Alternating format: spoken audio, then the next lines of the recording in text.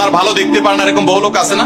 এই হিংসা করলে অনেক সময় বদনজর লাগে, বদনজর। আপনার ভালো কিছু হতে আরেকজনের জ্বালা পড়া শুরু হয়েছে, এর কারণে অনেক সময় মানুষ ক্ষতিগ্রস্ত হয়। বহুবার এই সূরা পড়ে তৎক্ষণাৎ একেবারে পড়ার সাথে সাথে আমি কার্যকরিতা আমার চোখে বহুবার দেখেছি। আলহামদুলিল্লাহ। নবী সাল্লাল্লাহু আলাইহি ওয়াসাল্লাম এক সাহাবীকে বলেছেন, তুমি কি জানো আজকে রাতে যে দুইটা সূরা আমার প্রতি নাজিল হয়েছে, যে আয়াতগুলো নাজিল হয়েছে, এইরকম আয়াত কোরআনে আরেকটা নাজিল হয় নাই।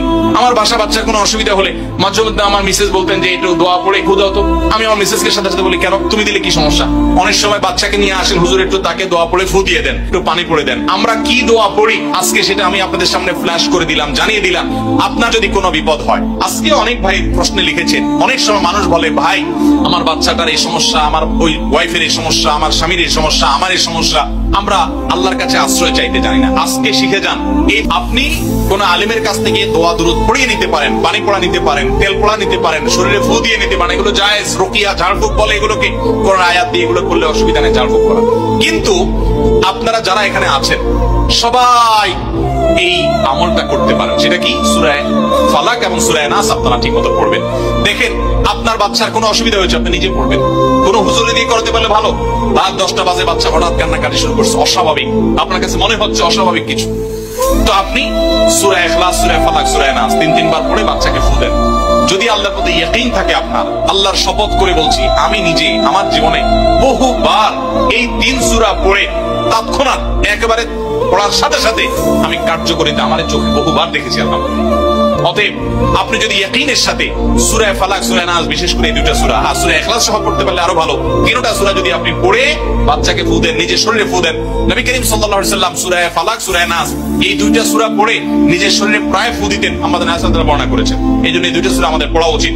গোটা কোরআনে অন্য কোন সূরা, অন্য কোন আয়াত এরকম না, এগুলোর সমকক্ষ না। এরকম বিশেষ ফজিলতপূর্ণ আয়াতগুলো অর্থাৎ সূরা ফালাক, সূরা নাস আজকে রাতে নাজিল হয়েছে, নবী সাল্লাল্লাহু আলাইহি ওয়াসাল্লাম এক সাহাবীকে বলেছেন।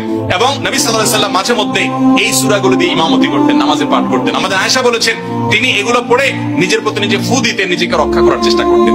এই জন্য এই সূরাকে বলা হয়, সূরা ফালাক, সূরা নাসকে বলা হয় মুআওয়াযাতান। যেই কোন সুবিধায় ইয়াকিন পরিপূর্ণভাবে রেখে আপনার সাধারণ অসুস্থতা হলে অবশ্যই আপনি ট্রিটমেন্ট গ্রহণ করবেন। নবী সাল্লাল্লাহু আলাইহি ওয়াসাল্লাম নির্দেশ করেছেন, দাদাও তোমরা চিকিৎসা গ্রহণ করো, অসুখ হলে ডাক্তারের কাছে যাও, চিকিৎসা গ্রহণ করো। ফাইনাল্লাহা মা খালাকা দাআন ইল্লা খালাকা লাহু দাওয়া। আল্লাহ এমন কোন রোগ সৃষ্টি করেন নাই যে রোগের প্রতিষেধক বা ঔষধ সৃষ্টি করেন নাই, সেটা তোমরা করো। সেই সাথে আবার কোরআনে এও বলা হয়েছে যে এই কোরআনকে মানুষের জন্য শেফা হিসেবে আল্লাহ দিয়েছেন।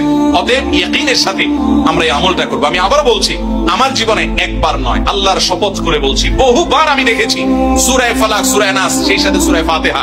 সূরা ফাতিহাটাও সর্বরোগের ঔষধ।